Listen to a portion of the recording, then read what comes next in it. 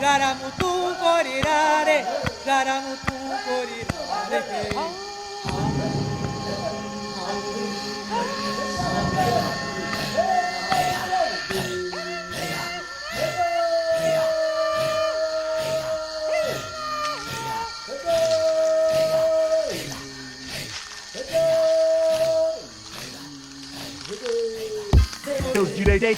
Teus direitos, negociaram teus direitos.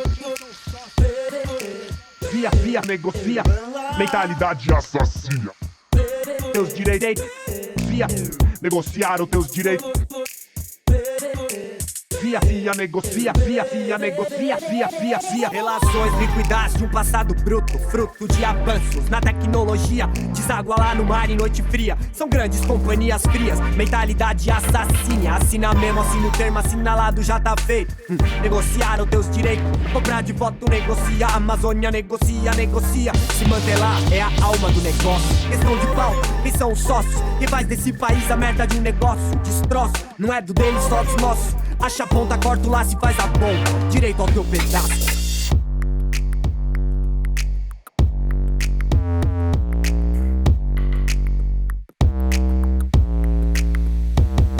Relações esmagadas por padrões, contradições. Não tá junto, mas tá perto. Semblante de quem tá quieto. A política é o comércio. Eu verso em frente, é frente e verso. É frente e verso, mestre parte 1 tava certo. O raciocínio tá quebrado, não vai sobrar nenhum Black Alien Man. Talvez na segunda vinda a gente dê valor à vida e não ser só mais um.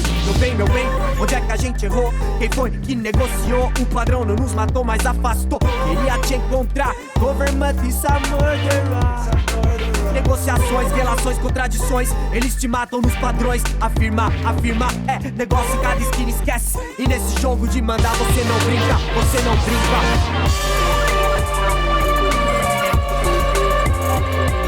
Quem dá as cartas? Quem são os sócios? Quem faz desse país a merda de um negócio? Quem negocia? Qual é o interesse deles que o Brasil seja o primeiro país do mundo? Quem é o primeiro país do mundo? Qual é a posição do Brasil no mundo?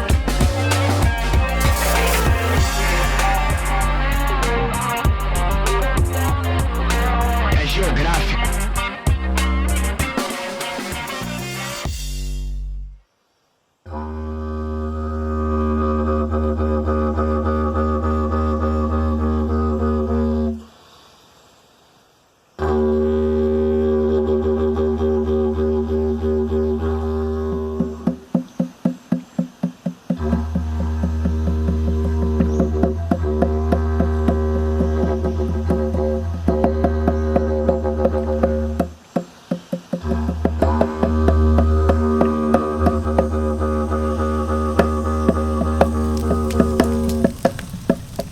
Floresta, mostra tua força. Ancestralidade. Antes de eu nascer, eu era chuva, eu era vento, eu era rio, eu era terra. Depois que recebi o sopro de Actiparré, me tornei gente. Fui alimentada por minha avó com os frutos dados por Namantuiki. Sou Mura. Meu corpo e meu espírito são alimentados como quem, cara roxo, pupunha, puruí, urucuri. Sou minha avó indígena. Cai nanã, cai nariz, caracapitu, caracapitu,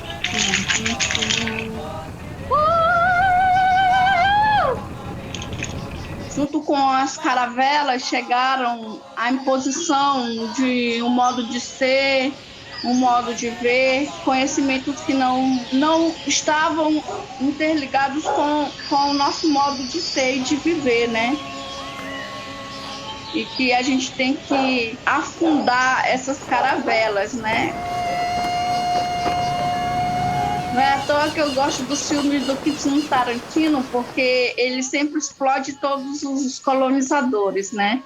Todos os opressores. Ô mamanha, Venha cá, venha ver, na ponta da linha, cobreiro vai cozer. Comigo ninguém pode, então quem dirá com você? Comigo ninguém pode, então quem dirá com você? Ô mamainha, dá voz me ser, espada de São Jorge, põe caminho pra correr. Arruda, arreda tudo, Eva Guiné vai proteger. O Brasil nasce de uma invasão de terras, né, de território, onde os povos originários já produziam e já tinham muitas riquezas essas que não estavam ali na contabilidade do capital.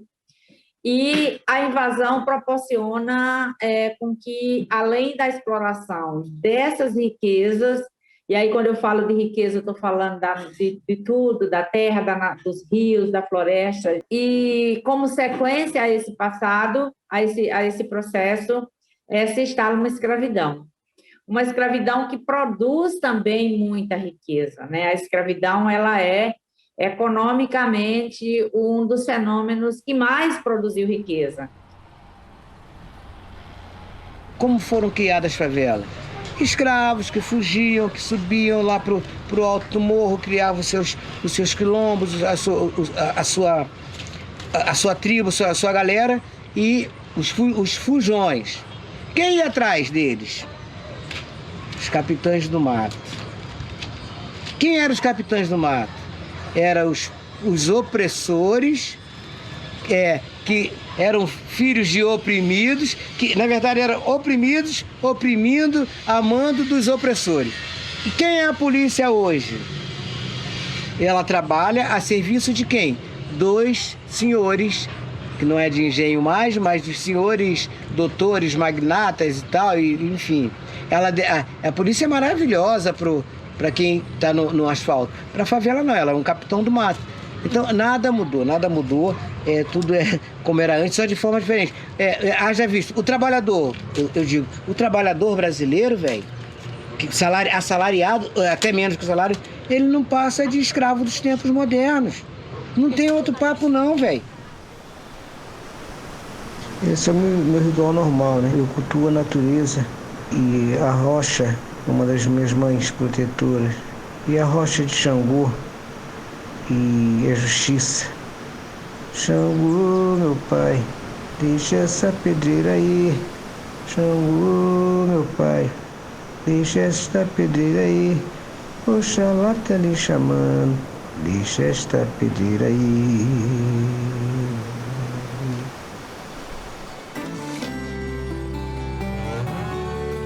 Os dois lados da moeda.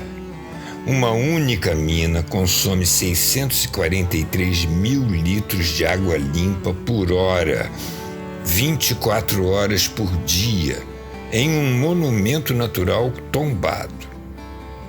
O volume é suficiente para abastecer todo o município centenas de vezes.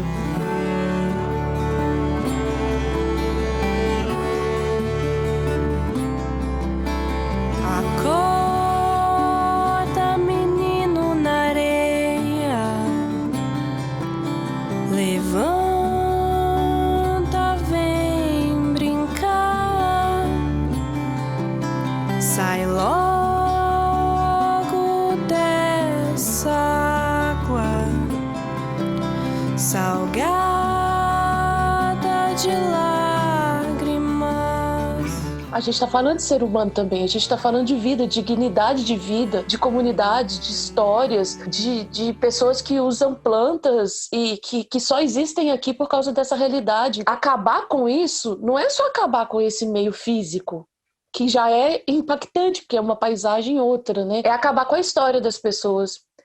É acabar com o jeito, por exemplo, de uma benzedeira usar um determinado tipo de erva. É acabar com chás que curam pessoas.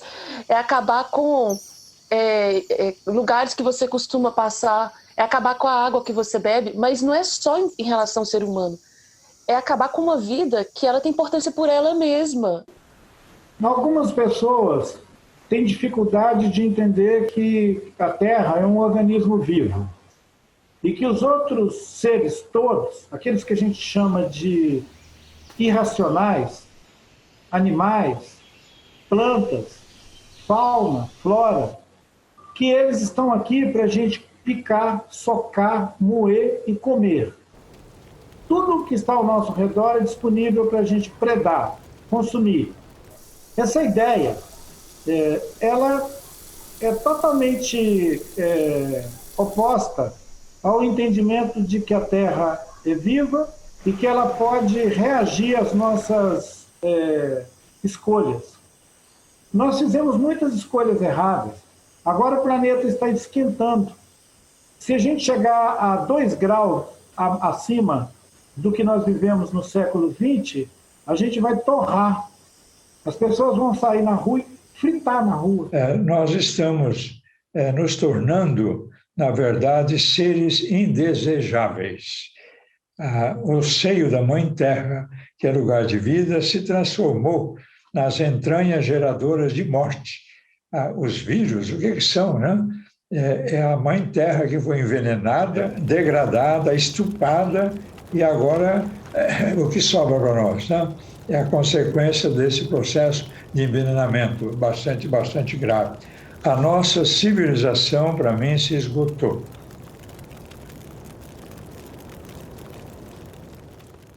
Ei, mister, o teu caixão tem gaveta para carregar as suas coisas? Cuidado, mister.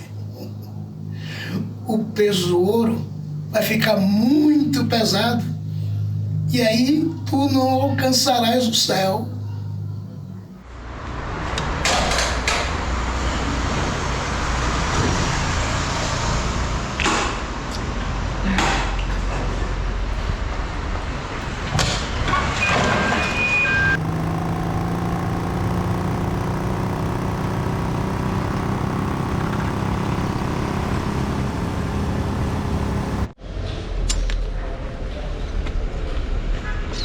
Será que se eu trabalhar dia e noite como entregadora, que eu consigo comprar um apartamento desse?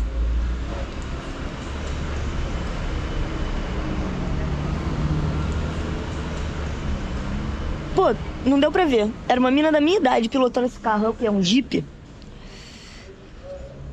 Te garanto que ela não trabalhou pra comprar esse carro. Eu acho engraçado, por exemplo, quando, sei lá, eu tô num espaço acadêmico e chega um playboy com um carro desses aí que passou e fala que tá cansado. Pensando, cansado de quê, meu filho? Você nem tem que trabalhar.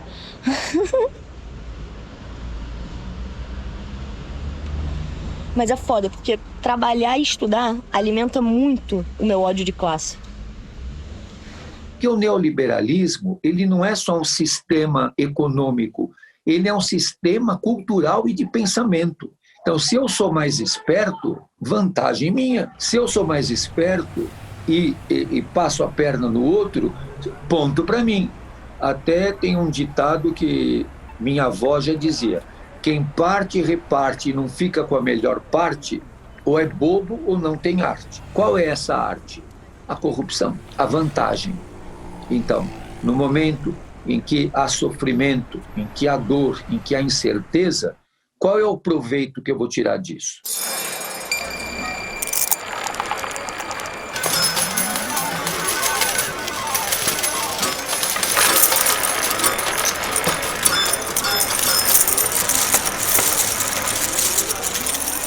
O que acontece num país onde boa parte da população não tem essa riqueza inicial para investir?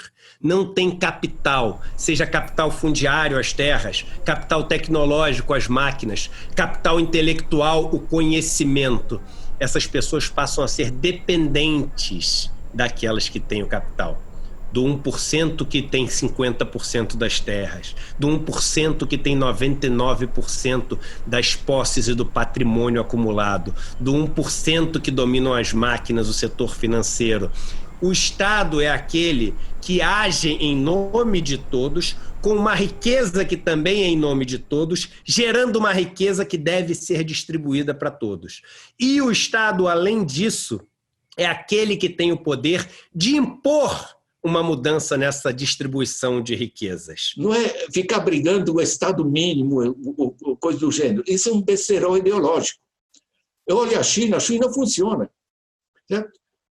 Produzir camiseta, produzir automóvel, todas essas coisas é setor privado. Agora, saúde, educação, segurança, lazer, cultura, essas coisas têm forte dimensão pública, o meio ambiente, inclusive. Né? Então, na realidade, é saber quem faz melhor o quê. É bom senso econômico. Né? Nos Estados Unidos, eles dizem, mas isso é nanny states, né? um Estado papaizinho, né? Que eu sou adulto, não preciso dessas coisas. Isso é cretinice.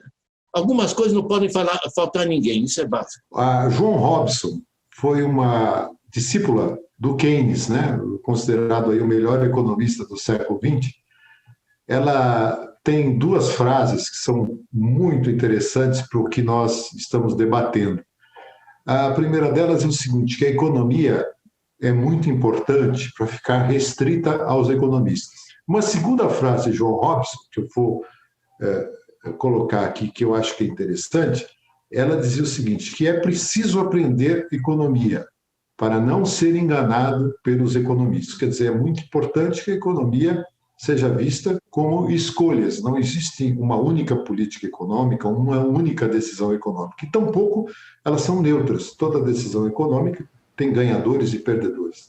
O desafio, no entanto, está na articulação das forças vivas da sociedade em fazer valer a política econômica que não atenda aos interesses somente dos rentistas e seus aliados, mas o grosso da sociedade brasileira. A gente pode ter um projeto político distinto do que está aí, né? Um projeto que seja mais inclusivo, que garanta a soberania nacional, que retome a questão da industrialização e diferente de algumas pessoas que dizem que a industrialização era uma característica do século XX, o século XXI, o que a gente vê é o setor de serviços sendo hegemônico, deixa isso para lá, a industrialização já passou. Mas não é isso que a gente olha, por exemplo, em países como a China. Mas precisa planejar, precisa ter comprometimento político, precisa ter um projeto soberano, um projeto de nação para a gente seguir. Nós precisamos, estamos construir nossa infraestrutura, nós precisamos, estamos construir habitação, nós precisamos construir uma cadeia produtiva para a saúde, nós precisamos reconstruir a indústria naval. Nós temos hoje no Brasil, embora desempregados, profissionais altamente qualificados. Nós temos uma engenharia de alta qualidade. O país está sendo desmantelado a preço de banana. Estão na mira privatista empresas estratégicas de fornecimento de água, energia, correios. Mesmo na pandemia, há quem defenda a privatização do Sistema Único de Saúde. Até quando os bancos públicos que financiam os programas sociais do governo vão resistir? Sem eles, a quebradeira vai ser geral. A gente depende da demanda dos clientes e de cumprir nossas responsabilidades de trabalhador, né? Por exemplo, ontem eu estava na UPA, era 11 horas da noite, estava chegando na UPA, cheguei tarde porque eu trabalhei, eu tô com uma inflamação no pescoço, tá dolorido demais, para tirar ou colocar o capacete, tá doendo muito. Mas é isso, tem uma responsabilidade a cumprir.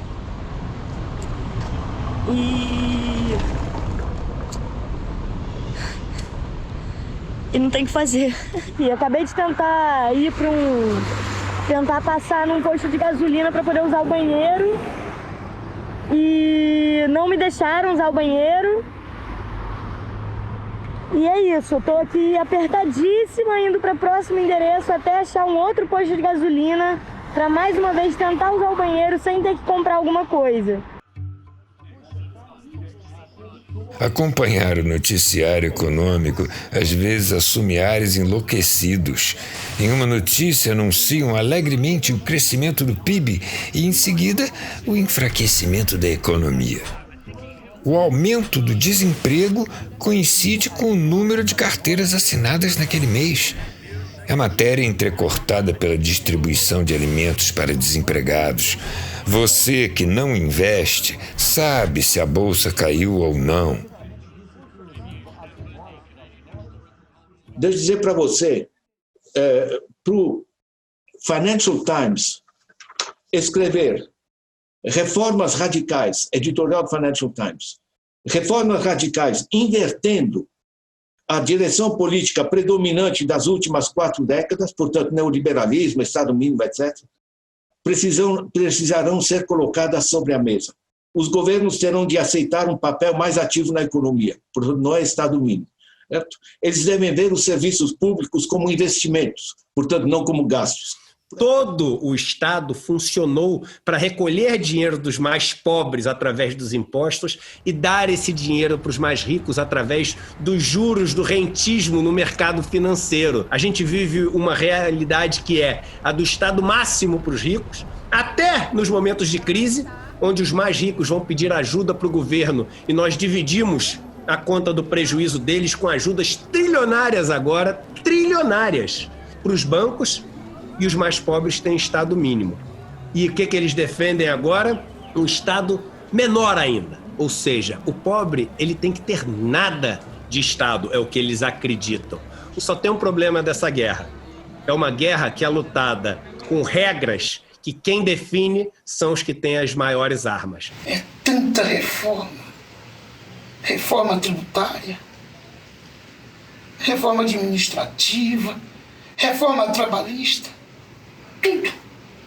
Tudo para garfar o dinheiro do povo. O que a burguesia brasileira está fazendo é minar as possibilidades do Estado de investir. Bom, se não haverá investimento do Estado, a quem recorreremos? À sagrada iniciativa privada. E aí, quando a iniciativa privada se coloca nessa posição de salvaremos o Brasil via investimento, a gente fica então pensando, bom, então como será o processo de salvamento?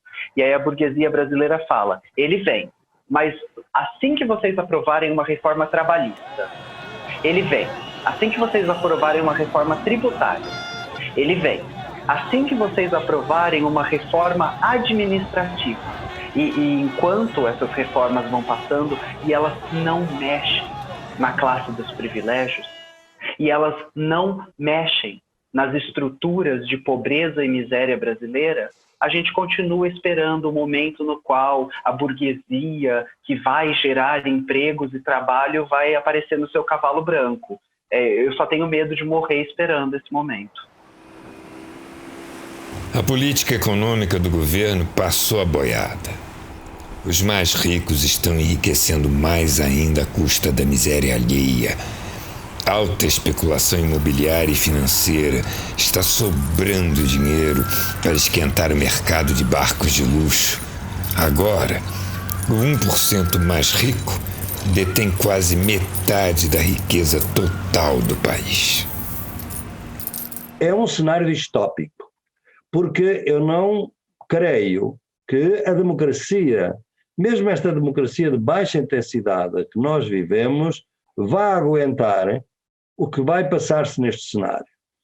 Porque os países estão-se a endividar para fazer face à pandemia.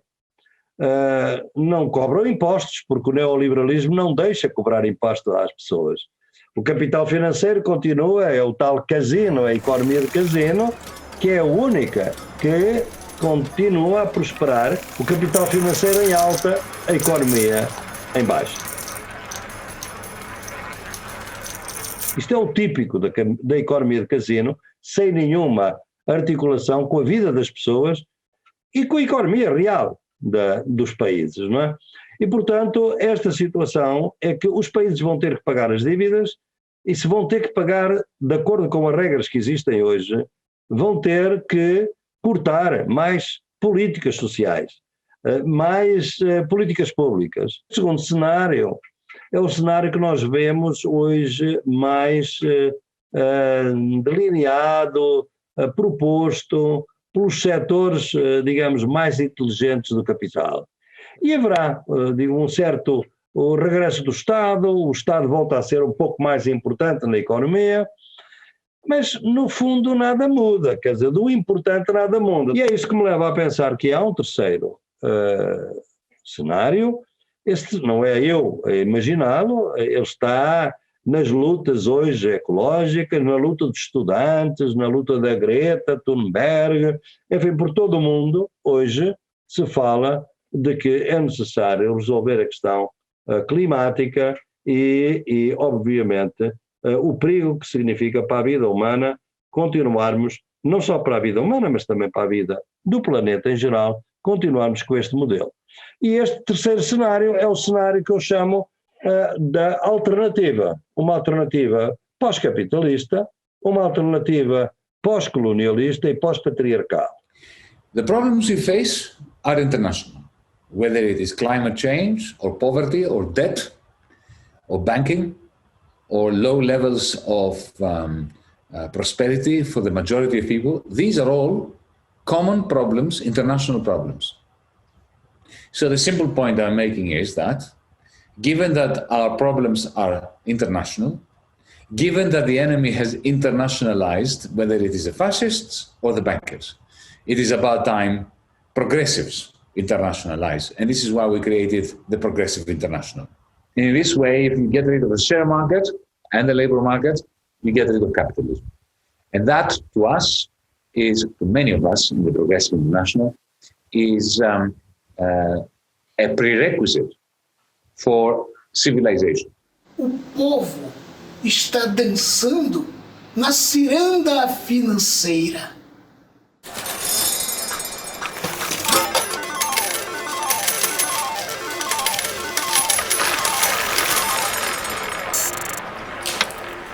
Uma pergunta muito importante que as pessoas não se fazem é onde o dinheiro delas vai parar quando elas colocam o dinheiro delas no banco, né? Ou, em outras palavras, né, o que você nutre com o seu dinheiro. Muitas vezes você pode ser um investidor ou ter o dinheiro simplesmente parado na conta corrente, num desses bancos grandes como Itaú, Bradesco, Santander ou qualquer um outro, e você acha que o seu dinheiro está paradinho lá, mas não está. Esse seu dinheiro ele já foi emprestado novamente, já foi utilizado para comprar uma participação acionária em nome do banco em alguma empresa, e muitas vezes ele está sendo usado para financiar um negócio que você não acredita. Desde, por exemplo, o seu dinheiro estar sendo usado para emprestar a alguém que é muito pobre a taxas de 200%, 300% ao ano e criar verdadeiros escravos financeiros, pessoas que trabalham o resto da vida só para pagar juros e não ficam com nada daquela riqueza que eles geram. Ou, por exemplo, o seu dinheiro está sendo utilizado para financiar a compra de novas terras por um latifúndio e você é um pequeno agricultor. Seu dinheiro está sendo utilizado para financiar a nova fábrica de um frigorífico enorme e você é um vegano. O seu dinheiro está sendo utilizado para a nova fábrica de armas que está sendo construída no país e você é absolutamente contra essa política de armar a população, mas você não sabe porque não existe transparência no processo.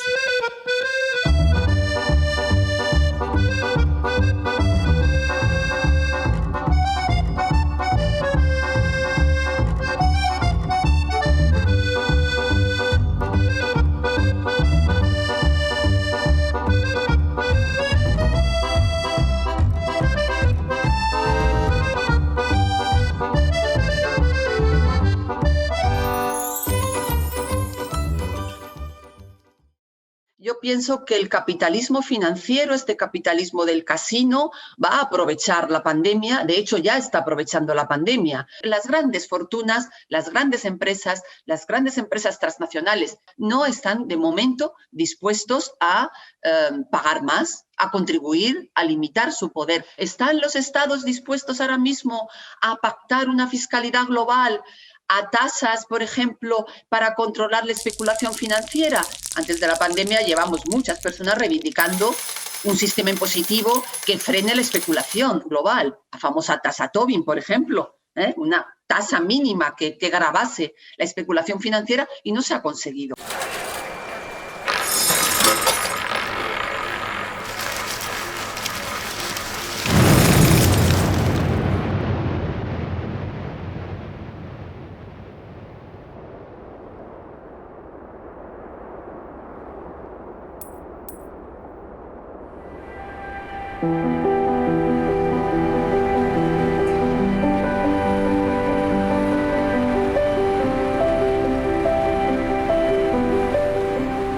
formação do nosso povo é a soma de todas as cores e etnias.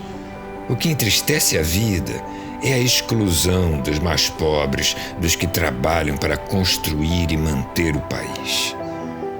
A nossa utopia é que todos tenham dignidade, principalmente quem não tem nada.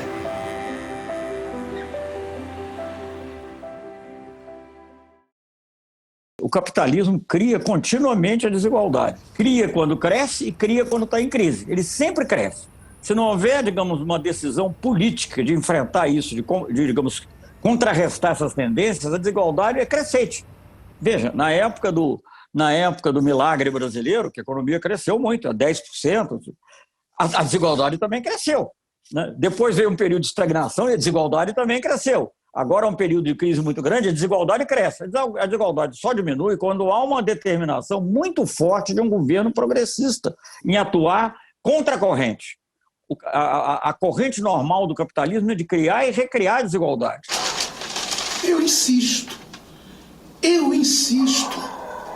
Quem é esse tal de mercado que vive o tempo todo falando da gente, mas não bota comida em nossa mesa? De 2020 para 2021, a renda média dos brasileiros caiu 10%. A carne ficou 38% mais cara nos supermercados. Temos 14 milhões de desempregados. Não temos estatística dos que estão morrendo de inanição, falta de emprego, falta de moradia. Mas o Deus Mercado agradece o PIB do agronegócio. Pela retomada da economia brasileira, suspensão das dívidas das micro, pequenas e médias empresas, cartões de crédito a juros zero, renegociação sem juros para 24 meses no mínimo.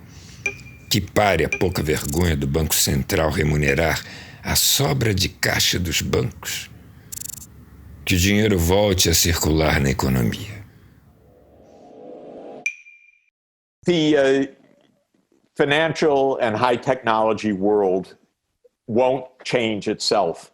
I know Wall Street because I live in New York, and I know the major leaders of Wall Street. They don't think about society. They think about their wealth. And that's not going to change anytime soon. The tech industry in California is politically what we call libertarian, or what in Brazil you would say neoliberal. In other words, they say that's our money. Don't come to get it. We do what we want with it. And so the reform is not going to come from within. The reform will come when people in society realize that this is not a way to organize society for a few people to have hundreds of billions of dollars of wealth and tens of millions of people to have no net worth at all or to be in debt. Mr. Jeffrey Bezos, who owns Amazon, has had an increase of his wealth since the start of 2020 of $80 billion. Just one person, just this year, in this crisis. His total worth is $190 billion now. We've not heard from him about how he's going to use that. He talks about going to Mars because he doesn't pay very much attention to what happens to poor people on Earth.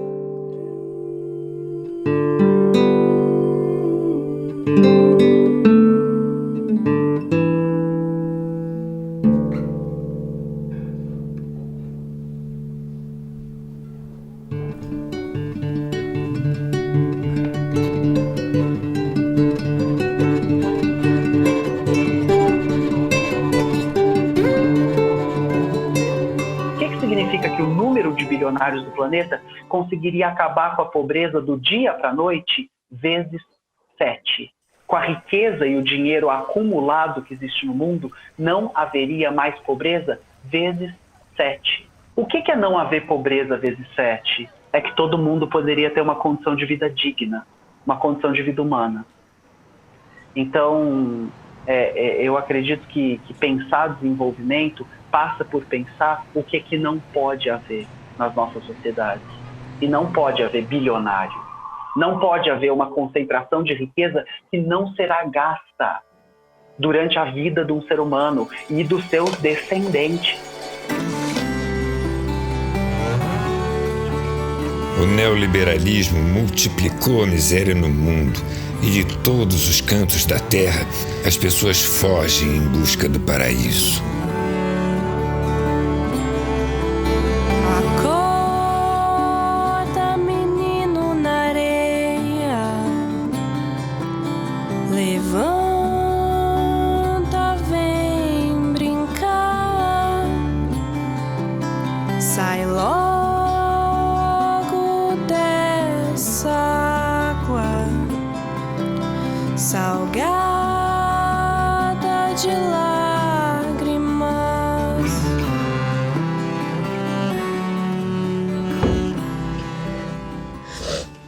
E refletindo um pouco sobre meu pai mesmo, ele é uma pessoa que perdeu a vida para trabalhar, né? Basicamente, ele vivia para trabalhar.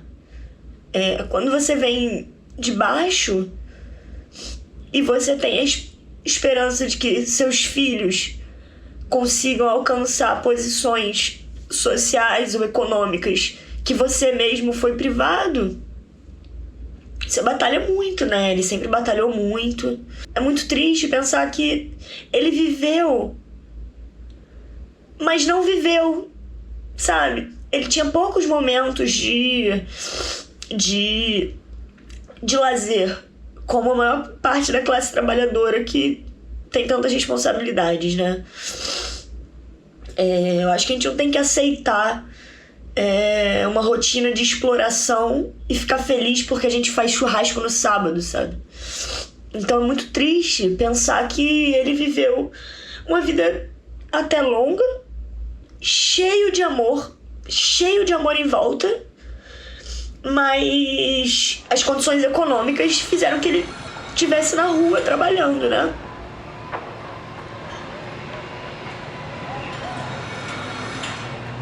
Como eu posso admitir que vivemos numa democracia em que falta alimento para as pessoas e sobra tanto na mesa de hoje? E o direito fundamental que a democracia brasileira tem negado a alguns é o direito à vida. Então, quando eu falo direito à vida, eu estou falando, não é estar vivo ou estar morto, não é disso que eu estou falando. Eu estou falando de vida, de dignidade, de moradia, de política de saúde, de educação, de saneamento, que é o que os pobres não têm e, consequentemente, esses pobres são os negros. Esse é o pensamento que anima o capital, esse é o pensamento que alimenta o capital.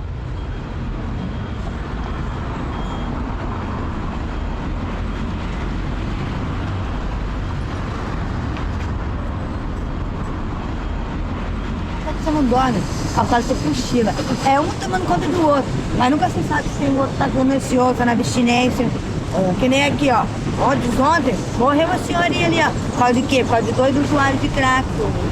Que nós, eles podem passar, tá aí preocupado com IPTU, PVA, conta, não sei o quê. Agora, como morador de calçada, ele tá preocupado com isso? Não, só tá preocupado onde é que vai tomar um banho.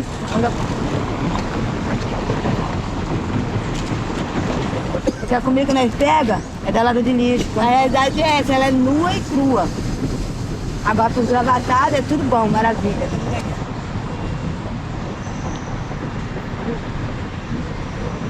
Isso é uma obrigação. Fornecer dignidade para essas pessoas. Porque o Estado manda para elas a polícia, para mandar as pessoas recolherem a fonte de renda delas da calçada. Não é para prestar auxílio, é para atrapalhar. É fazer isso com o trabalhador. A gente tem que correr atrás de bandido, não é atrás de trabalhador, não, ganhando honestamente a vida. Eles voltarem a levar nossa mercadoria, que a gente ganha de doação. Estão trabalhando. Ridículo. Nós estamos trabalhando. Se olhar a árvore, ela é uma estrutura viva, né, autoformante, automantenedora, e que trabalha no paradigma da abundância. Os consumidores, eles se beneficiam da abundância dos produtores, mas de uma maneira extraordinariamente modesta ou humilde. Ou seja, os consumidores pegam daquela abundância somente aquilo que eles necessitam. Esse paradigma da natureza foi violado nas estruturas humanas. Ele foi violado introduzindo-se um outro paradigma que surgiu de uma leitura equivocada e parcial da evolução biológica, do darwinismo, vamos falar assim, que é o paradigma do egoísmo, né, do individualismo e do egoísmo. Ou seja, absorva do mundo e das pessoas e do que você faz o máximo que você puder, em exuberância total. Esse paradigma do egoísmo, que é uma interpretação torta do darwinismo, ele gerou essas hipertrofias cancerígenas que a gente vê, que a gente chama hoje, tem um nome, chama economia capitalista. Quanto vale a vida no cassino financeiro? Quem escolhe a bolsa perde a vida e o dinheiro. Quanto vale a vida no cassino financeiro? Quem escolhe a bolsa perde a vida e o dinheiro. A vida neste mundo começa por romper a bolsa. Começa por romper, pra romper a bolsa. A primeira escolha já tá feita. Começa por romper, pra romper a bolsa. A bolsa vida. Ninguém é dono da água. Ninguém pode ser dono da terra nem do alimento, porque no momento de penúria, tudo se torna coletivo. Nós não podemos perder a ternura. Nós perdemos, e a esquerda muitas vezes perdeu a ternura. A luta não pode nos endurecer. Por isso até hoje eu me emociono. Até hoje eu choro de ver a dor do povo, de ver o sofrimento. Sabe o que aconteceu esse sábado? Nós tivemos uma grande ação com os moradores de rua. Aí chegou um rapaz muito sujo, com uma roupa terrível, com cabelo desgrenhado, barbudo. E aí eu falei para esse rapaz, vem cá, filho, você quer comer? Sabe que o teu rosto é o rosto de Jesus. Es decir, al pobre no solamente se le criminaliza por ser pobre, porque le criminalizamos porque ya pensamos, sospechamos que va a ser un potencial delincuente, acuñado, que es el término de la aporofobia, el miedo y el odio al pobre. La desigualdad no es algo natural. Y estamos viviendo ahora, podremos decir, lo contrario de la leyenda inglesa de Robin Hood. Ahora son los ricos los que roban a los pobres. Por que o operário é tão massacrado, tão maltratado?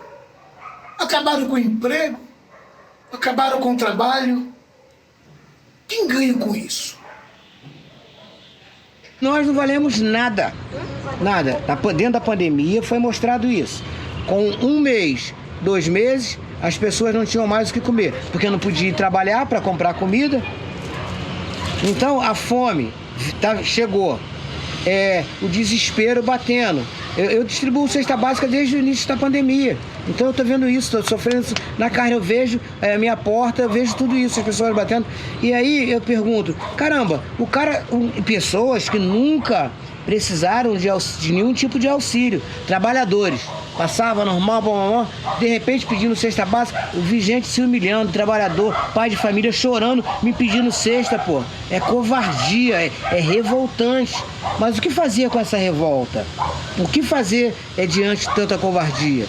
Entendeu?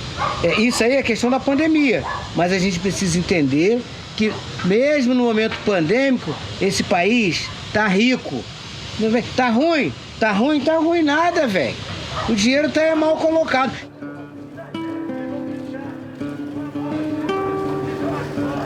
Dandara, Nizinga, Xinga, Zumbi, Bela, Mandela, Papuei, Diana, Valdete, Mercedes, Doroti, Lira, Chico Rei, Lilo,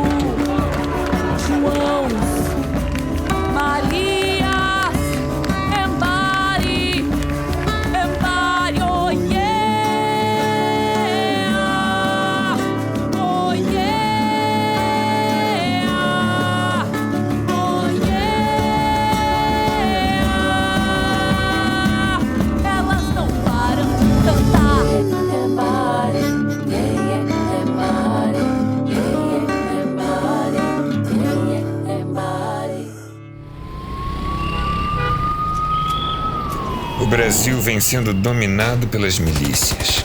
Infiltradas nas PMs, formam um exército alternativo que a cada dia ganha protagonismo político pela presença no legislativo e passaram a ocupar espaço no executivo. O demônio é isso aí, mano. Essa merda de vida que nós vive aí. Essa merda de vida que nós vive aí. Tem que tomar tapa na cara por causa de nada, tem que ir pra cadeia por causa de nada, tem que parar em hospício porque não é o seu lugar. Sua mente não tá bacana, mexeram com a sua mente. Não saber o que você vai comer amanhã. Não saber se você vai ter água amanhã, se você vai ter luz amanhã. Seu patrão te humilhar e você tem que baixar sua cabeça porque você tem uma filha para cuidar. As crianças que caem nos vãos dos elevadores, as crianças que tomam tiro na favela, isso é pandemônio. O pandemônio vai continuar depois que a pandemia passar. O pandemônio não vai embora. E as pessoas também não vão se unir contra o pandemônio. O pandemônio é o fruto do capitalismo, né? O capitalismo bota esse pandemônio aí para funcionar bem funcionando, certo? As pessoas querem se unir para acabar com o capitalismo? Você acha que as pessoas querem se unir? Os caras abriu o shopping há pouco tempo aqui, o shopping lotou, mano. Quem não vive para servir, não serve para viver. Quem não almeja o céu, andar na terra do sofrer. Quem não lapida a pedra, não merece o diamante. Quem não aceita regras, não vai seguir adiante. Você é do tamanho dos seus sonhos, veja bem. Quem não sabia do impossível, foi lá e fez. Futuro rei, lava esse chão como se fosse seu. Se pensar vitorioso, você já venceu. Desistir é pros fracos, você não é assim. Se a humilhação machuca, deixa eles rir. Foco no pódio. O primeiro lugar é seu. Eu sei que a estrada é dura, mas sua estrutura fortaleceu. Abaixe a cabeça pelo pote de arroz, para que possa convencer e ver a vitória depois. Seus pés sangram, eu sei, aguente firme. Mantenha-se na fé e deixa eles rirem, porque submissão, ambição, determinação. Submissão, ambição, determinação. Você é o seu próprio inimigo. É necessário vencer a si mesmo pelo objetivo. Meu querido, acorde agora, lembre-se de outrora, os primeiros passos dados na estrada dessa história. Vitória para você, vitória para mim, vitória para os nossos, é bom pensar assim. Termine o que começou, o show já se aproxima. Limpe essas lágrimas antes que abram as cortinas. Acima de você, só Deus e mais ninguém. Faça agora o que for preciso fazer, faça o bem.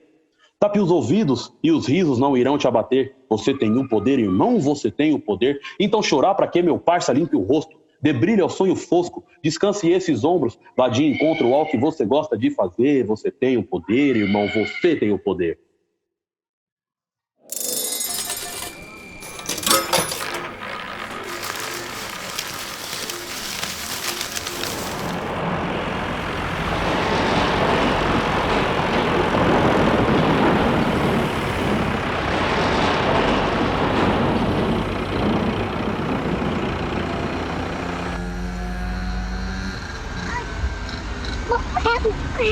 Correndo?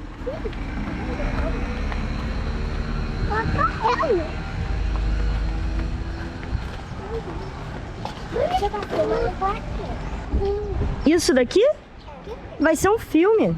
Filme? É. Se chama A Bolsa ou a Vida. Ali é a mamãe. Eita, gente, tem segurança presente aqui em Nova Iguaçu agora? Esse bairro daqui foi crescendo cada vez mais, sem um planejamento, sem um programa de saneamento que atendesse, um planejamento efetivo. Então o que acontece? As pessoas vão construindo nas margens do rio. Quando eu cheguei na faculdade de arquitetura e urbanismo, aí tinha que fazer projeto paisagístico, né? Projeto paisagístico, sendo que minha referência arquitetônica, minha maior referência arquitetônica era a padaria da esquina, que é na beira de um valão. Entre arquitetos e urbanistas temos sempre discutido o sentido de se resgatar também a cidade para todos, né? Aquilo que a gente defende, né? Que seja o acesso aos direitos mínimos, né? Mas também além da moradia, além do saneamento, da mobilidade, né? Que seja uma cidade com menos desigualdade, que possa refletir o sentido também dessa distribuição daquilo que a cidade pode oferecer, né? Seja através das oportunidades de trabalho, as oportunidades de lazer, os espaços públicos, né? Essa apropriação coletiva dos espaços públicos, isso é extremamente importante. A questão da função social da propriedade, que não é um entendimento individual, mas é um entendimento que a sociedade precisa ter em relação à cidade, a cidade precisa cumprir a sua função social e para que as pessoas possam viver bem, né? Para que eu possa estar bem, os outros na cidade precisam estar bem também. As cidades brasileiras elas têm uma potencialidade muito grande. Elas são fruto de um esforço gigantesco, sobretudo nos últimos 50, 60 anos, em que a população teve um crescimento explosivo e a população pobre, em busca da inserção na vida urbana, foi capaz de construir a cidade de hoje. Então, a cidade de hoje é fruto dessa adesão do povo pobre brasileiro à vida urbana, em busca de emprego, em busca de educação, em busca de saúde, em busca de diversão. E a cidade reflete, portanto, as condições de precariedade que o povo teve para construir as suas casas. Na ausência de políticas públicas, na ausência de políticas de habitação, de transporte, de saneamento, etc., o povo deu o jeito dele. Então, criou as favelas e os loteamentos irregulares e clandestinos que conformam a maior parte da cidade brasileira. Nicão! Tá todo mundo sendo filmado aqui, ó. Aqui. Que beleza. Pô, girassol. Girassol tem um mistério maneiro, né? Verdade. Girassol. O girassol nunca cai, né? Eu tô na entrada do beco. Tô ligado. Tá? Aqui é a entrada da Rua 1. Tá? Você pode ver tudo que você imaginar, mas na entrada tem flores. A favela é uma grande senzala. Então eu tô aqui agora passeando pelas entranhas de uma dessas grandes senzalas, né? Onde em alguns lugares existe um mini saneamento, em outros lugares nada existe, mas esses becos e ruelas que a gente caminha e ouve todos os sons, todos os barulhos, cada curva é uma surpresa, entendeu? Filmando aqui a saída da favela, a gente daqui a pouco está no asfalto. Quer dizer, a senzala e a casa grande. A vida que se tem é a vida que se quer. Acabei de sair do gueto, da senzala, agora circulando pela casa grande. O Rio de Janeiro continua lindo. Ai, meu Deus. Morre gente, sofre gente, mas a farra não pode parar.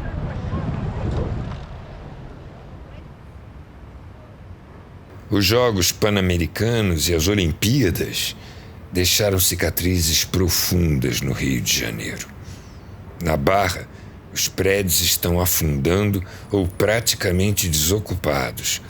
Moradores da Vila Autódromo foram expulsos de suas casas para nada. No centro, para valorizar os terrenos do Porto Maravilha, moradores do Morro da Providência foram removidos por uma política violenta que vê o preço do metro quadrado como mais importante do que o valor da qualidade de vida dos moradores. Para a Copa do Mundo no Maracanã, tentaram derrubar uma casa centenária, a Aldeia Maracanã, para fazer um estacionamento. Temos hoje um déficit habitacional que ultrapassa 6 milhões de unidades habitacionais. A gente é um país de dimensões continentais e quando a gente fala em déficit habitacional, déficit bastante diversificado, então nós vamos ver situações várias, desde as grandes cidades, onde a questão do ônus com aluguel é uma perversidade bastante grande que aflige grande parte das famílias brasileiras, e situações várias de precariedade, desde a precariedade dos grandes centros, nas favelas e nas áreas precárias, onde não há esgotamento sanitário, não há condições salubres da própria unidade habitacional, quanto a falta de moradia nos locais mais afastados e onde também há uma pobreza no país, no Brasil profundo, onde também a qualidade e a riqueza, a qualidade de vida e a riqueza produzida nesse país ainda não chegou.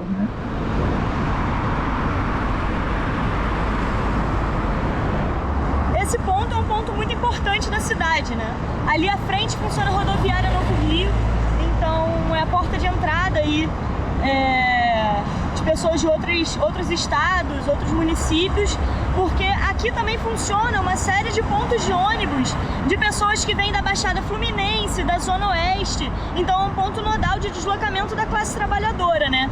Que vem de longe. Então faz todo sentido você ocupar essa área, você ocupar essa região, você trazer moradia para essa região.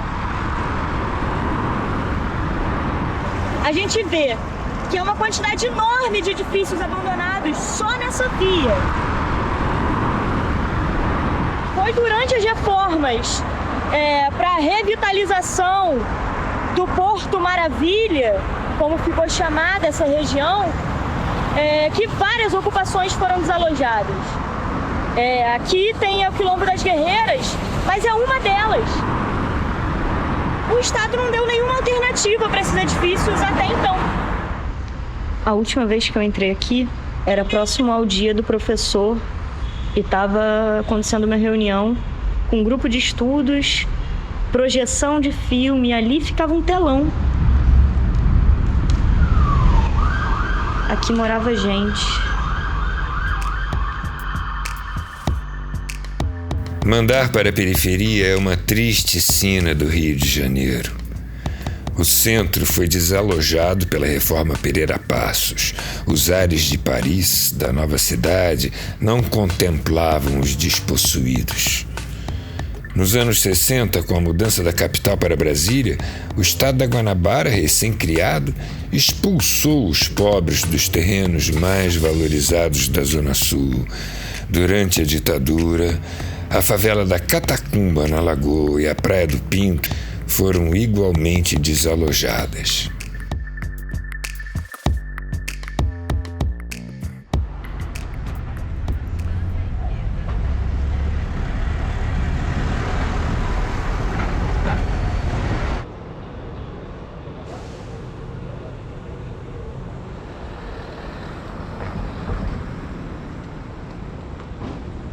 A gente viu que aqui no entorno tem mais uma série de outros edifícios ociosos, mas é importante que eles permaneçam vazios, porque para garantir o bom funcionamento desses dois outros edifícios espelhados, essa paisagem da gentrificação, então tiraram gente.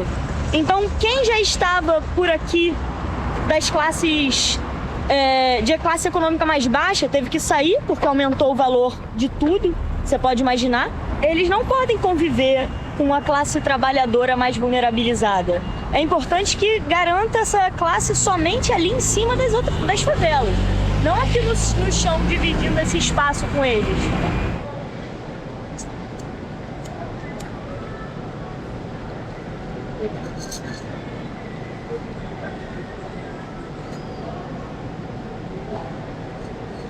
Para quem não reconheceu ainda, aquela dali é a Câmara Municipal do Rio de Janeiro. E a Manuel Congo é parede com parede, né, com a Câmara Municipal do Rio de Janeiro. Muita coisa muito interessante nessa história. A Lourdinha vai contar melhor. E você falou quantas famílias, companheiro? 42 famílias aqui que moram. Esse prédio é muito grande. São quantos andares? 10. Já vi que tem elevador. Então é muita mudança na vida das pessoas. E aí a gente fez quadro de luz, quadro de energia, né? Quadro de gás e quadro de energia, né? Quadro de telefonia, coisa do incêndio. Então tinha os 10 andares. Espaços conquistados por nós, tem fiscalização. Esse piso bonito aqui que era nosso som. Ai, que lindo. Era o quê? Nosso som. Só de botar um piso bonito na entrada, porque isso aqui era muito feio. O elevador funcionando.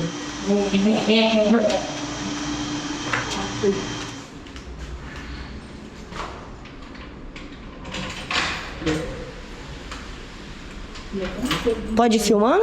Eu sei. Caramba! Que lindo, que lindo.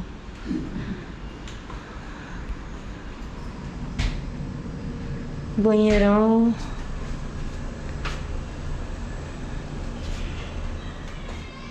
especulação imobiliária e a mercantilização de todas as necessidades do ser humano é a grande razão dessa segregação, dessa exclusão espacial que a gente vive. E os diversos imóveis vazios, abandonados, seja edificados ou não edificados, porque existem terras também, grandes porções de terra abandonada nos centros infraestruturados. E percebe que a infraestrutura, Silvio, foi colocada pelo poder público e com recurso de todo o povo, especialmente de trabalhadores e trabalhadoras, né? E essa infraestrutura ela é absorvida pela especulação imobiliária como se fosse dele só, né? Ela é privatizada isso. E a gente não pode acessar, e se a gente ocupa, ao invés de entenderem que nós estamos cumprindo a legislação que garante o direito social, a função social da propriedade, eles entendem que nós somos vândalos e invasores. E nós estamos aqui, por parte, porque o poder público acreditou nas nossas ameaças que nós não íamos negociar a saída, né? E só que hoje, quando a gente olha as ruas cheias de gente, de trabalhadores e trabalhadoras, a situação de rua, dormindo nas calçadas, no frio, no relento, a gente fica até com vergonha de ter conquistado uma casa, né? Então você percebe que é uma intenção muito clara de dar um cala-boca para aqueles que mordem o calcanhar, sabe? E a gente sempre foi desses, de não temer, de ir atrás, de morder o calcanhar. E aí dá para a gente uma telinha, né? Um bifinho, para a gente ficar ali deglutindo e esquecendo da desigualdade estrutural, de quanto é difícil se estabelecer uma política pública que garanta o direito social à moradia, o quanto é difícil estabelecer uma prática de mudanças estruturais que reduzam as desigualdades.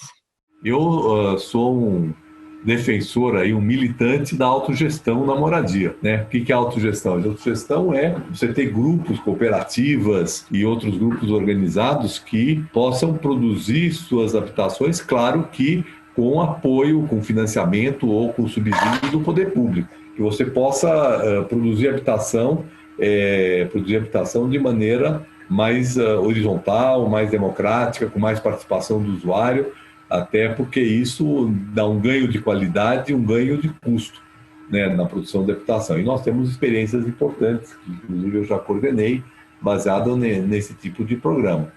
Agora, infelizmente, também essa mesma visão do Estado mínimo tem trabalhado na perspectiva de que o setor privado faz. Né? E o que a gente tem visto é que o setor privado não faz, principalmente para essa população mais vulnerável, que é a prioritária, onde está mais forte o déficit habitacional. Não é só morar no centro, é morar, trabalhar em prédios que sejam de multiuso, onde eu tenha a chance de morar e trabalhar no mesmo local e ter o meu lazer no mesmo local. Todo bairro, toda unidade de vizinhança, que nós vamos definir qual é ela, em função das cidades e do tamanho das cidades, ela vai ter uma escola, um posto de saúde, um parque, uma biblioteca, um cinema e mais outras coisas que a própria comunidade vai definir. Outra coisa, tarifa zero no transporte. Circular é um direito. Ninguém pode ser constrangido a não conseguir chegar no trabalho, ou chegar na escola, ou chegar no lazer, porque não tem R$4 para pagar um ônibus. Então, é uma outra utopia de qualidade de vida urbana que nós precisamos construir. Transporte é um dever do Estado, o transporte público de qualidade. Garantir segurança alimentar, alimentação de qualidade para todo mundo. Tem bairros na cidade de São Paulo, e não é só na cidade de São Paulo, que a pessoa anda 1 quilômetro e não consegue comprar nada além de alimento ultraprocessado. Então, é uma utopia garantir que toda casa ande 500 metros e compre um pé de alface saudável. Essa é a utopia para as cidades.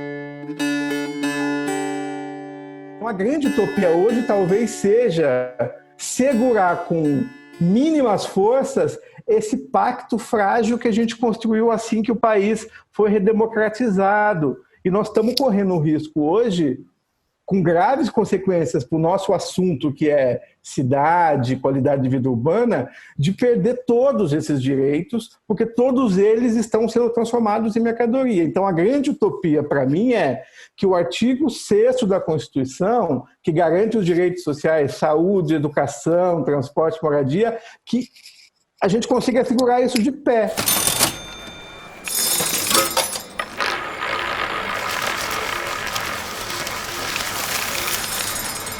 Quando aqui chegaram os colonizadores, povos originários chamavam esse imenso território em tupi de Pindorama, terra das palmeiras.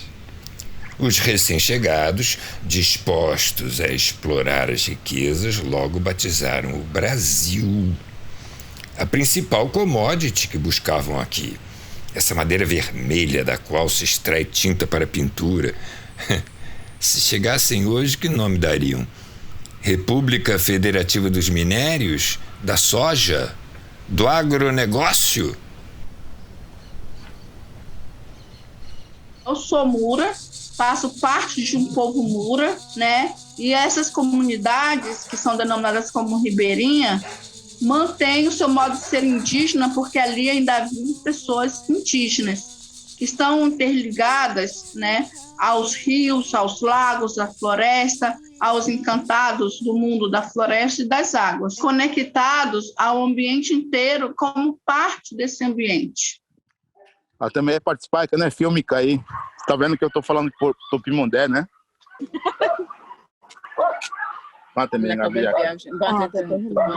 Minha mãe. Nossa maneira de entender é tratar desenvolvimento sustentável não é só dentro do território do povo Paité-Suruí. Nós queremos compartilhar com a opinião pública do mundo para que as pessoas saibam que como povos indígenas utilizam a floresta, a terra, conhecimento do seu povo, para que a gente possa então desenvolver de maneira planejada, responsável e coerente dentro da necessidade do seu povo. A nossa cultura ancestrais não vê a lucro quando você utiliza o serviço da floresta, serviço da terra, e vê seu sustento hoje para amanhã e para o futuro. Então o mundo precisa saber esse conhecimento. Porque se a gente só pensar de que só lucro, né, a gente vai cada vez mais destruindo a floresta. Se destruindo a floresta, destrói nossa sociedade, destrói nossa economia, destrói nossa consciência, destrói nossa cultura, destrói nossa política, destrói nossas relações, né? Destrói tudo. Direitos da natureza e saberes ancestrais. Em 1986, a cineasta Maria Luísa Abuim filmou Cidadão Jatobá. O nome do filme revela o respeito pelos direitos da natureza. Uma árvore é tratada como cidadão. Indígenas mais velhos e Yagualapiti ensinam a guerreiros Camaiurá uma técnica ancestral de construir uma canoa sem derrubar a árvore. O tronco descascado se regenera e a canoa segue seu curso. A questão é que o necrocapitalismo configurou um mundo único, uma narrativa única. Essa coisa de que a gente tem que explorar o planeta para produzir riqueza.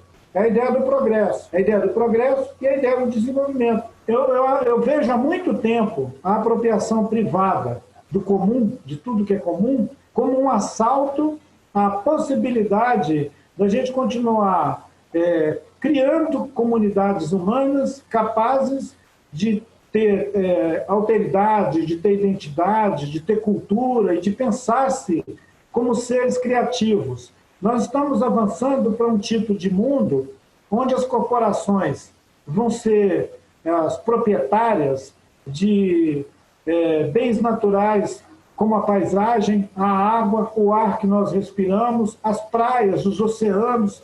O fogo, um terrível, cruel e estúpido espetáculo.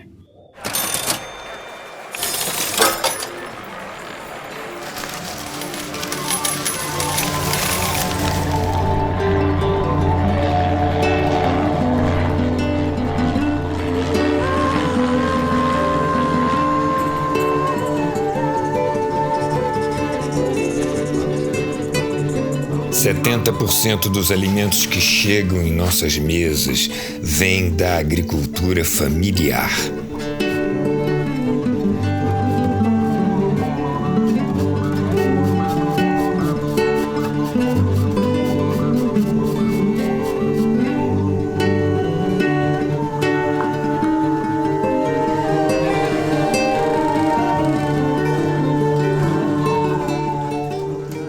O alimento e as próprias práticas, né, técnicas do passado, dos nossos avós, de gerações que nós herdamos, elas são essenciais para esse modelo agroecológico e que são o tempo todo negadas, muitas vezes por uma Embrapa, que apesar da gente discutir lá, que eles também têm a obrigação de formular novas tecnologias para a agricultura familiar. No fundo, quando eles criam alguma novidade, tentam negar toda uma sabedoria que nós temos do passado. É uma batalha muito forte para a gente recuperar as chamadas sementes crioulas. Tem vários bancos de semente, Paraíba é um bom exemplo desse trabalho. A CONTAG acompanha e já faz um esforço grande, junto com as nossas bases, para construir os bancos de semente, incentivar a coleta, a descoberta, inclusive, dessas sementes, fazer a produção, fazer o armazenamento e a distribuição com os agricultores e agricultores familiares que já vão se convencendo de fazer esse processo de mudança em relação às sementes, que nós estamos hoje presos, muitos na mão das multinacionais. A gente tem que sair disso, inclusive uma briga forte com o governo dos estados e municípios para que não adquira essa semente que vem importada, que às vezes não tem nada a ver com a realidade de uma determinada região.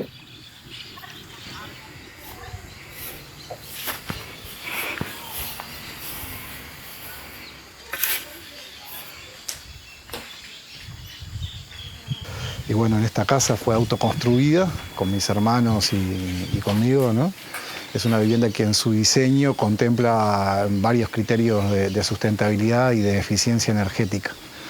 Entre ellos, por ejemplo, es una casa que funciona con agua de lluvia, tiene un manejo racional del sistema de agua, funciona con un baño seco, por lo tanto no se utiliza agua potable para el saneamiento, sino que es un sistema de saneamiento por compostaje, donde el saneamiento además produce abono. Es una vivienda que tiene también en el diseño, incluye la utilización de energías pasivas, como es la utilización de la energía del sol por su orientación, ¿no? Tiene sistemas también de aberturas de vidrio doble, en Uruguay hace frío en invierno, para poder hacer eficiente el manejo de la energía, la utilización de recursos como la energía del sol para calefaccionar la vivienda.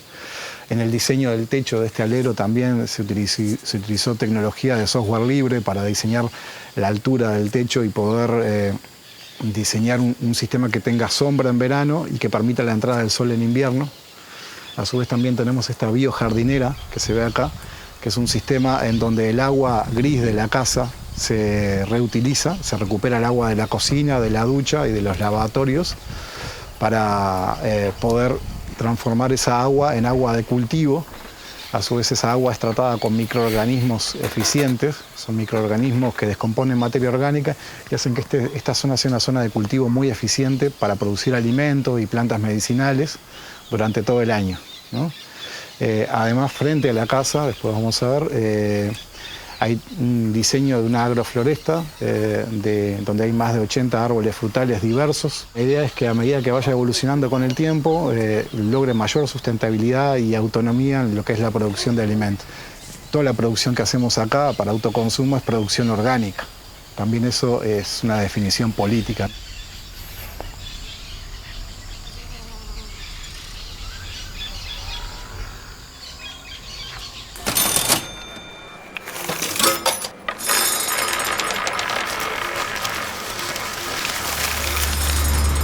O desmatamento acelerado da Amazônia é responsável pela seca profunda no sul e sudeste.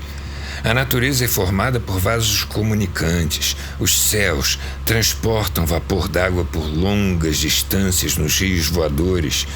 Quase metade da água das chuvas do sudeste, centro-oeste e sul é formada graças às 600 bilhões de árvores da bacia amazônica. E sem chuva, não há PIB que resista. Rios voadores, depois de ter trabalhado com as águas de superfície, água de rios e lagos, onde coletávamos a água com o hidroavião, passamos a coletar vapor de água com um avião terrestre, um avião convencional. Às vezes você consegue vê-lo, porque tem nuvens, mas a formação de nuvens depende de vários fatores, temperaturas, pressão, e não é sempre que você tem nuvens onde tem os rios voadores. Então, para mim foi uma emoção muito grande, de repente, de voar no ar limpo, no ar sem nuvens, que está com 30%, 40% de umidade, e de repente, sem anotar absolutamente nada, o instrumento mostrava 80% de umidade. O que mudou? Por que a gente está voando aqui à mesma altitude, há 20, 30 km atrás estava seco, agora está mais úmido? E aonde está indo o ar? Está indo o ar para o sul. Então, esse foi o lado emocional de poder descobrir voar dentro desses rios voadores.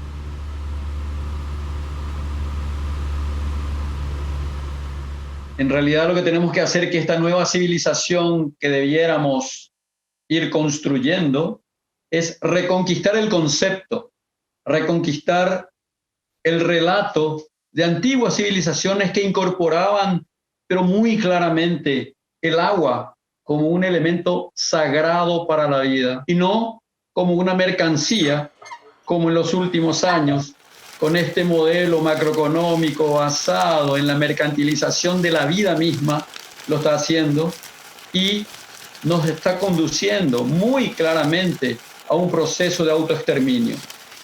Primeira coisa, eu acho que ninguém não pode privatizar o serviço da Terra e do universo. Porque o serviço da Terra não é de ninguém. Ele é do tempo. Então, quem vai privatizar? Quem vai vender? Quem vai ser dono? Para mim, primeiramente, não é permitida. Segundo a história do meu povo, nós temos 4 espíritos que vivem na água, que nós protegem, que eles precisam água limpa, água respeitada, que água que... Então, eles estão sempre cuidando do universo da água, os espirituais. Se alguém privatizar, eles vão indenizar nós, para esses 4 espirituais, né? Porque eles vão, com certeza, eles vão impedir, se cria uma barragem, cria outros que podem explorar totalmente errada água, eles vão prejudicar a vida desses nossos espirituais.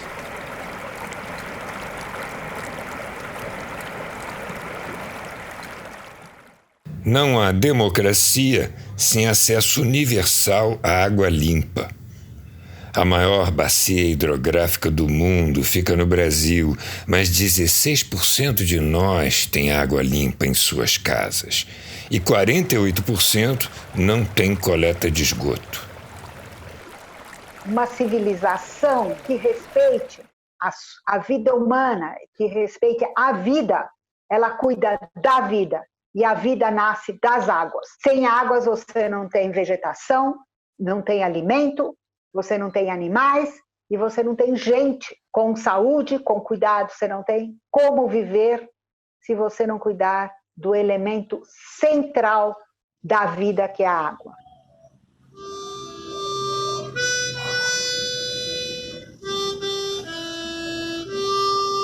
O rio, calmo e sereno,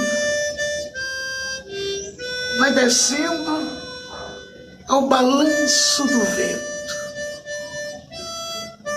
Lá na frente, o sol vai descendo devagarinho, devagarinho, para entregar o dia para a noite. E nessa estrada, que é o rio, tudo sabe, tudo sente, tudo viu. Do crepúsculo a testemunho. Depois ele vai descer, devagarinho, banzeiro, banzeiro, ele vai escurecer no sono do sol.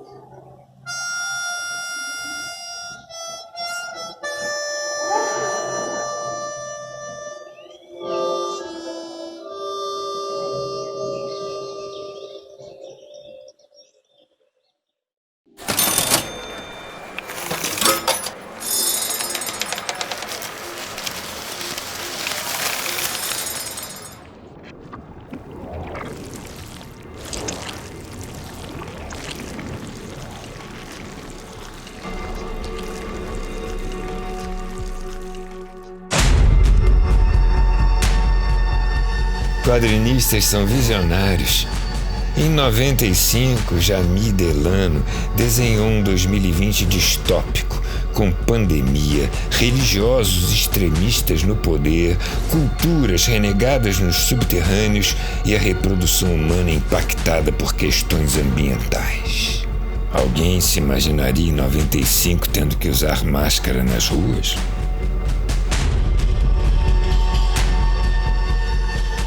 I sometimes feel guilty. Perhaps I should have tried harder to imagine a more optimistic future. I always imagined as a young man that there would be this kind of chaos and that the right side would come out of it ahead. You know, that the sort of the communitarians, the anarchists or whatever would make a better society out of the ashes of the old one. But the trouble is that the right wing has been a lot smarter and quicker off the mark than the left has been over the last 10 years. You know, they got a hold of the technology and really put it to work for them. You know, they colonized the internet with their craziness and infected an awful lot of people with it, while the left was still thinking, oh, well, that's not very sporting, is it? You know, I mean, the left hasn't got enough savagery about it, I don't think. You know, we really need to, you know, we seem to want to fight with sort of moderation and truth.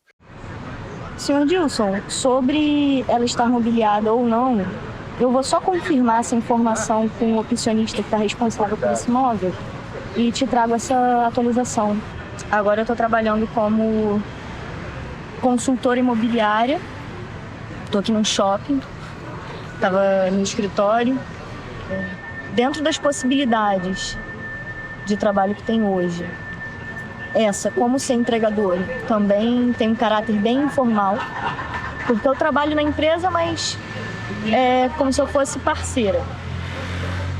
No entanto, tendo um contexto onde eu estou trabalhando, não tenho nem onde ir no banheiro, não tenho nem onde esquentar minha comida, ando com medo de segurança na rua, medo de acidente, para uma relação onde eu tenho banheiro, as coisas mínimas, né? Onde eu tenho banheiro, uma água para tomar um café.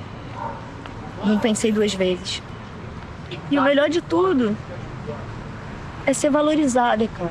Ser valorizada. Eu tô aqui falando com um cliente agora, um maluco milionário. Milionário. Começou a falar comigo hoje e já marcou uma visita para essa semana. Um imóvel de 5 milhões de reais. Então, é legal que eu tenho capacidade, sabe? Tipo... E que eu tô movimentando isso, sabe? Mas eu agora consigo ver possibilidades de ter uma vida mais confortável, sim. E se organizando. Agora eu tô estudando igual uma desgraçada, estudando muito sobre mercado imobiliário. E é isso, as pessoas ainda compram casas. Eu tô aqui para mediar essa venda.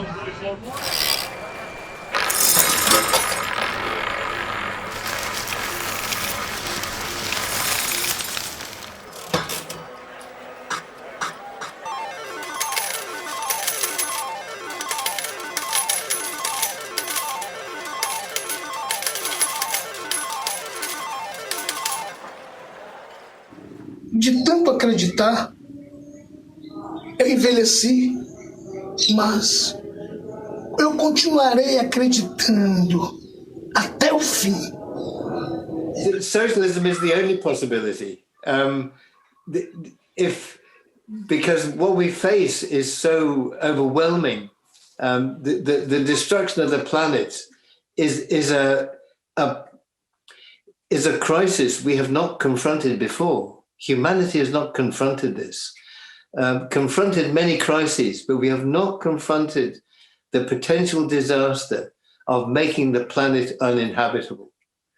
In the long term, the idea that we can control the big multinationals, we can control Amazon, for example, by appealing to the generosity of those who are making fortunes from it, is fantasy.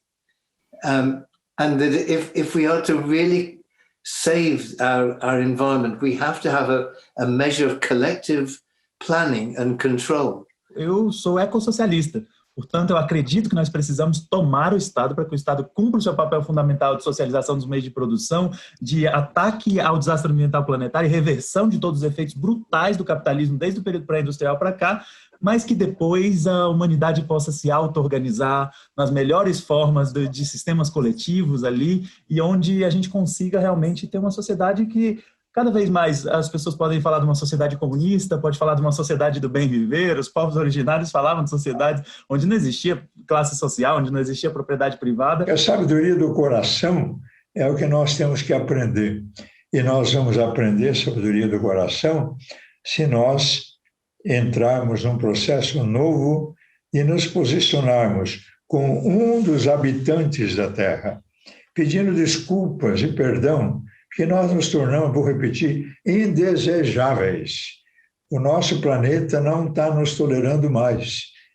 E nós precisamos passar por uma conversão que nos faz descer do trono, da ostentação, da presunção, do poder que segura e, com simplicidade, viver aquilo que São Francisco vivia. E que São Paulo coloca numa frase bonita: tudo que é bom é nós. Nós somos de Cristo, Cristo é de Deus, e Deus será tudo em todos. O meu problema espiritual é a injustiça de tanta gente jogada pelas ruas. Esse é o meu problema espiritual. Eu não posso ter paz interior e ficar zen fazendo uma meditação zen budista. Eu tenho que encontrar a paz que Dom Pedro Casaldáliga diz, a paz inquieta. A paz que é inquieta. Ela é inquieta porque não pode se calar diante da injustiça, diante do sofrimento, diante da maldade. Como diz o João Sobrino, nós precisamos descer da cruz os crucificados. Então, a questão espiritual é uma luta.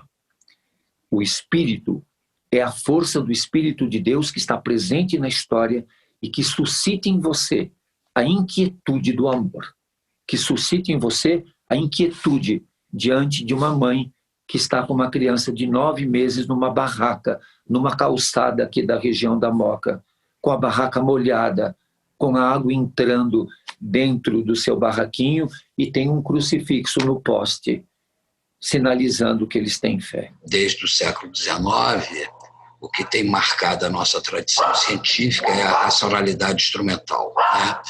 Uma racionalidade instrumental vivida em termos de lógica, vivida em termos de modelado no discurso da economia, né? Em termos de resultados, um discurso marcadamente economicista, positivista da ciência.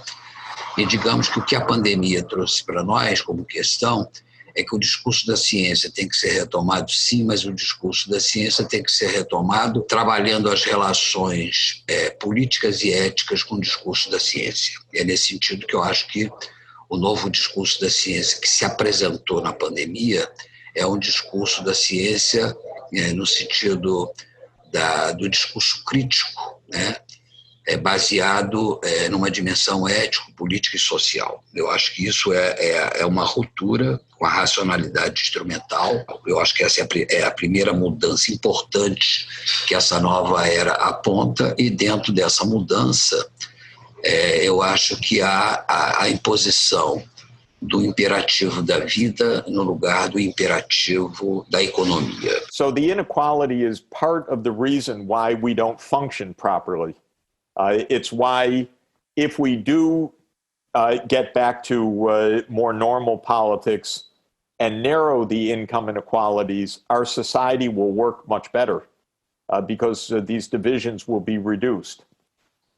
So we need a different ethical principle that is of a shared society where there's a common good that needs to be defended.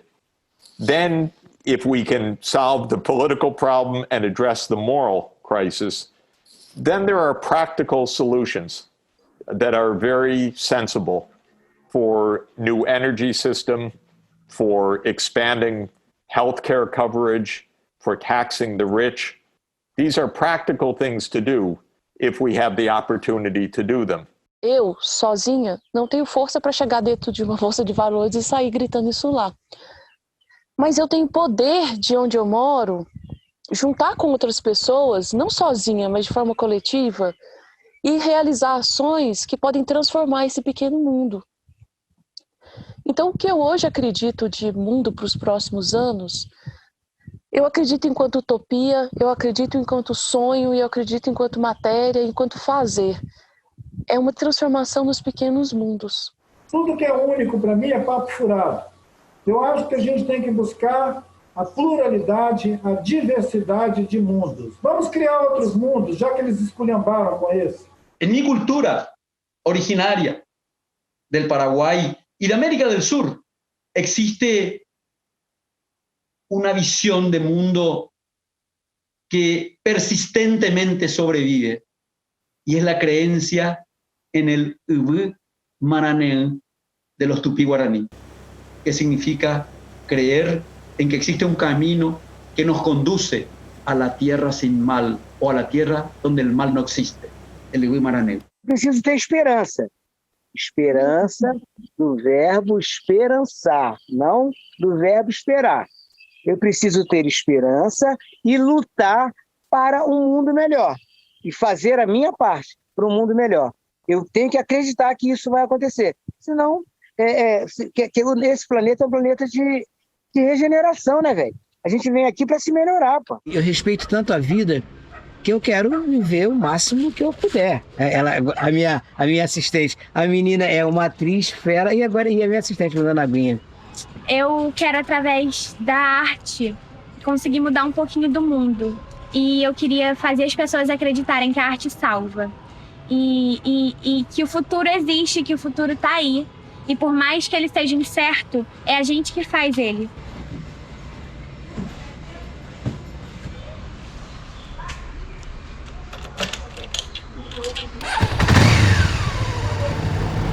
Eduarda trabalhou um mês na corretora e não fechou nenhum negócio.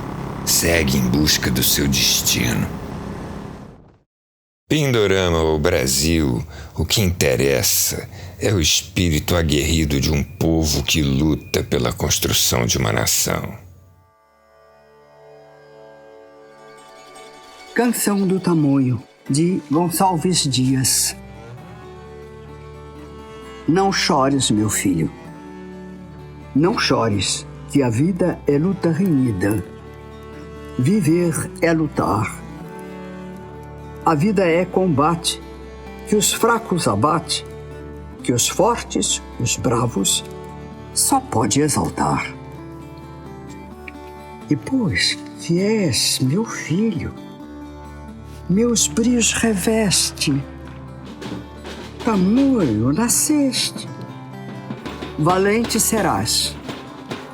Sê duro guerreiro, robusto, fragueiro, brasão dos tamoios na guerra e na paz. E a mão, nessas tabas, querendo calados os filhos criados na lei do terror. Teu nome lhes diga, que a gente inimiga talvez não escute sem pranto, sem dor. as armas ensaia, penetra na vida. Pesada ou querida, viver é lutar. Se o duro combate os fracos abate, aos fortes, aos bravos, só pode exaltar.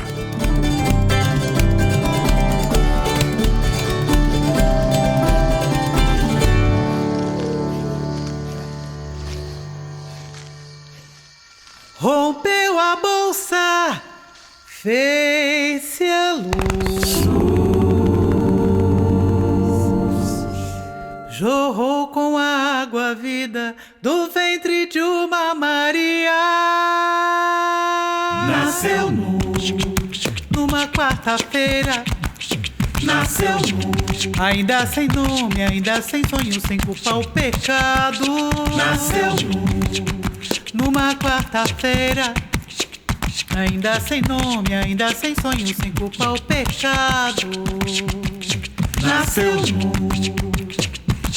a vida neste mundo. Começa por romper a bolsa. Começa por romper, pra romper a bolsa. A primeira escolha já tá feita. Começa por romper a bolsa. A bolsa a vida, a bolsa a vida. Será tua escolha da bolsa que roda na esquina. Dos que dependem da bolsa, a família.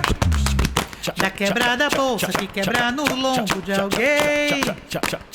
Sempre nas costas daquele que nada tem.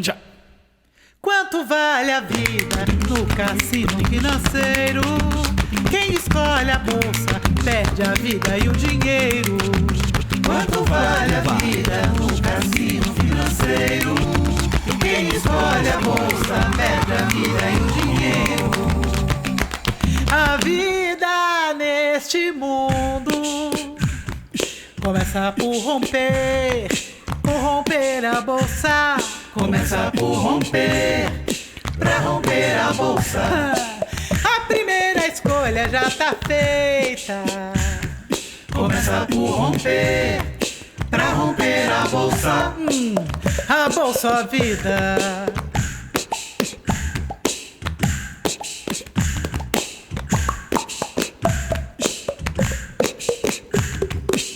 Bolso ordinário se enche da desgraça alheia. Só a morte ele semeia, cresce nas desigualdades. Esse dragão da maldade, devastação.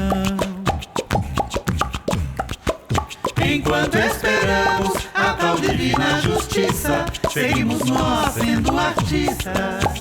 Agora com nome, ainda com sonho, sem culpa o pecado. Agora com nome, ainda com sonho, sem culpa o pecado. Hey! A vida neste mundo começa por romper a bolsa. Começa por romper, pra romper a bolsa. A primeira escolha já tá feita. Começa por romper, pra romper a bolsa. A bolsa a vida. Rompeu a bolsa, fez-se a luz.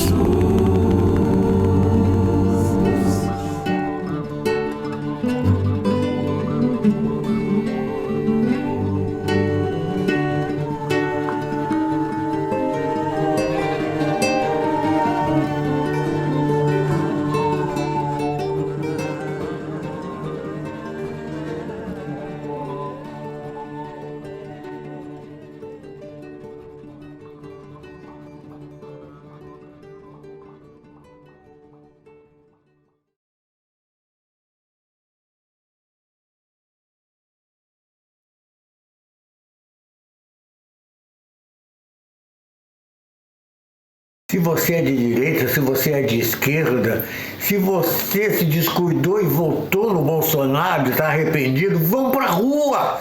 Vão sair amanhã, vão fazer a manifestação, a maior de todos os tempos. É preciso tirar esse verme da presidência. Chega! Chega de obscurantismo! Chega de negacionismo! Não vão acabar com a cultura, não vão acabar com a educação, não vão acabar com o meio ambiente. Nós não vamos deixar. Vamos pra rua, todo mundo! Fora, Bolsonaro!